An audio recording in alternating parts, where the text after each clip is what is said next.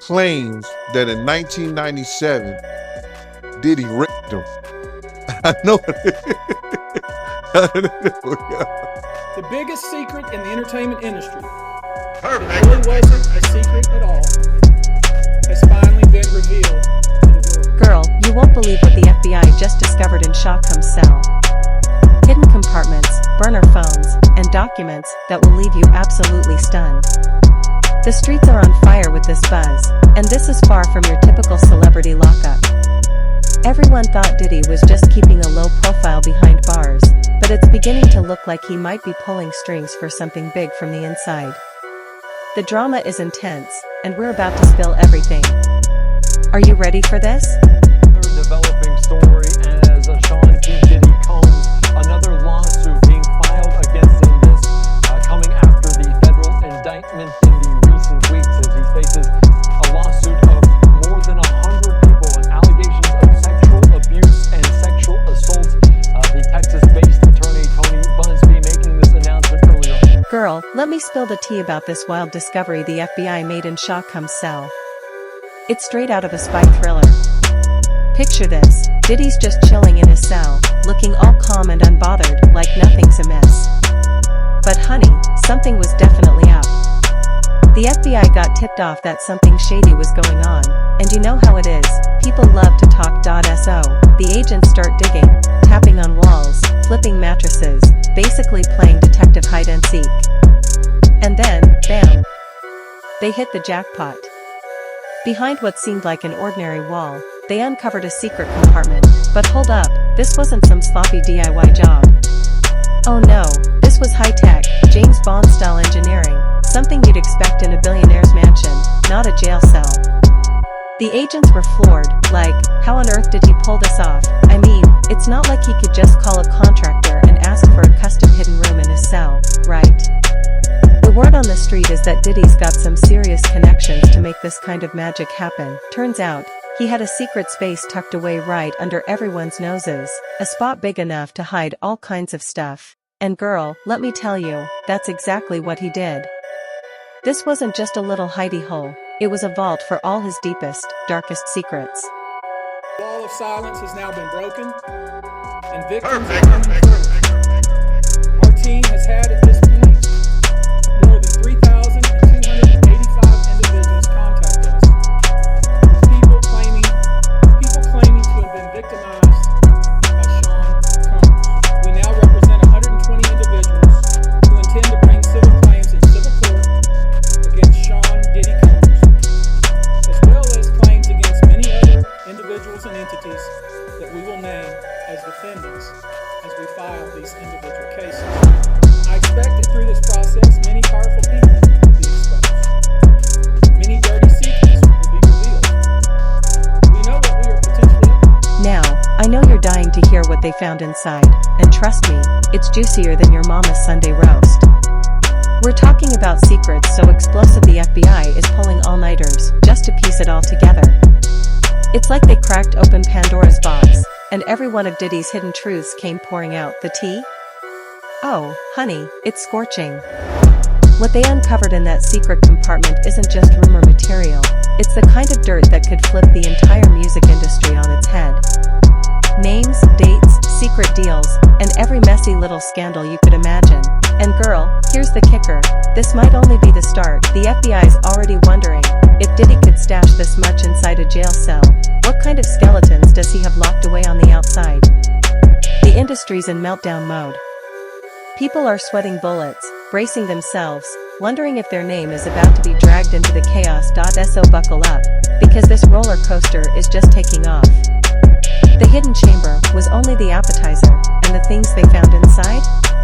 That's where it gets real spicy. Stay tuned, because this tea is nowhere near done spilling. Involved in these allegations, and what details can you share?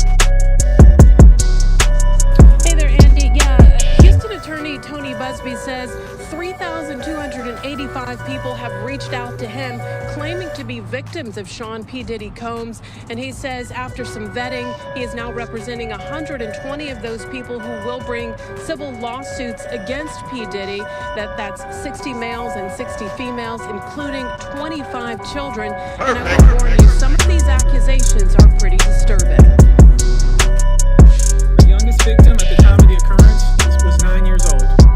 Most of these events and incidents occurred at parties, although several of these events occurred at auditions. Some of this behavior occurred at private residences of people that we all know. You should know that more than 55% of the victims filed reported this conduct to either the authorities, that is the police, or to hospitals. Drugs were found in their system, weird drugs that you probably never heard of. One in particular that continues to pop up is a drug called xylazine, or trank, which, based on our research, is known as a horse tranquilizer. So they were all of the children auditioning because they were musicians? All seeking either TV or some sort of music career with promises of, we're going to make you a star. Instead, basically did things to them such that they don't want to have anything to do with the entertainment industry ever again. This individual, who was 9 years old at the time, was taken to an audition in New York City with Bad Boy Records. This individual was sexually abused, allegedly by Sean Combs and several other people at the studio, in the promise to both his parents and to him himself of getting a record deal. Another instance, another minor, told allegedly by Sean Combs that he would make him a star, but needed to visit with him in private about it. Allegedly, Mr. Combs made the victim perform oral sex on him. It was not your fault.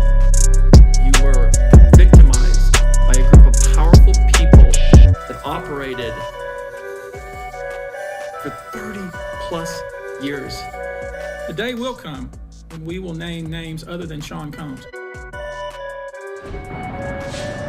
Now, according to Busby, several of the 120 people that he's representing have now spoken with the FBI. They are from 25 different states, most from California and New York, which is where Busby says these alleged attacks occurred.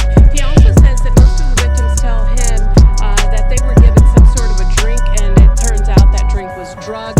They say they woke up with severe damage to certain private areas of their bodies, and they couldn't remember anything. But of course, Andy, Sean P. Diddy Combs is maintaining he did not sexually abuse anyone.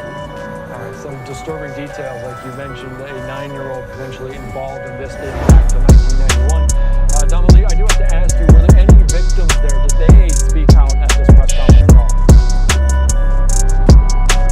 Actually, there were not any victims there, and I probably should have pointed that out. There were several people standing there with the attorney, Tony Busby, and they were victims advocates, and they were also, some were attorneys, but there were not any victims there at the news conference. All right, still very emotional, traumatic events, and these allegations very, very serious. Dominique, thank you so much for your time and your great reporting here on Live Not Fox.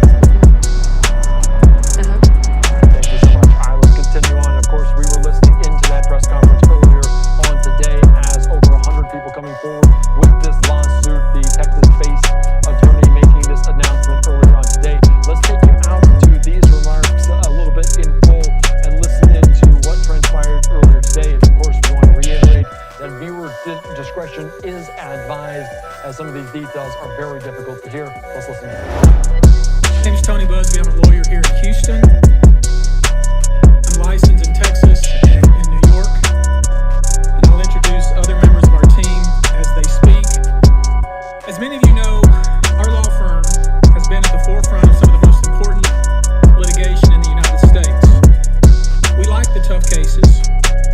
We thrive in the complicated cases. We've handled over the last 25 years some very big and very important cases. I believe that this one may surpass them all. There are many facets to this. The conduct we will describe today occurred over more than 20 years. There are many people and many entities involved. We're going to follow this evidence wherever it takes us. We will find the silent accomplices. We will expose the enablers who enable this conduct behind closed doors.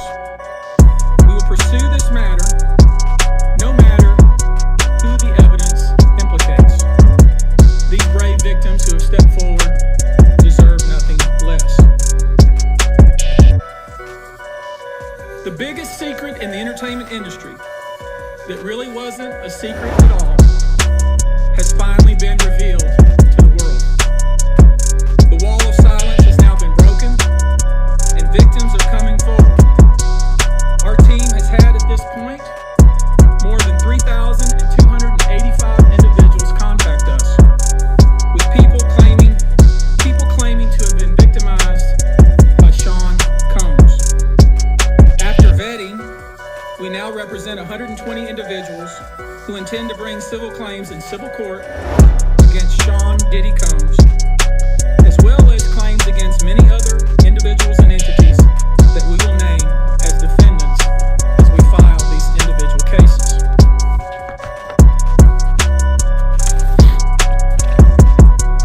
And you should know, to the extent the clients feel comfortable, we also intend to make these individuals available to the authorities, specifically to the FBI. And you should also know a few of them have already been spoken to by the FBI. Now, before we discuss the nature of the claims and claimants themselves, let me comment on the large volume of calls we have received since our first announcement.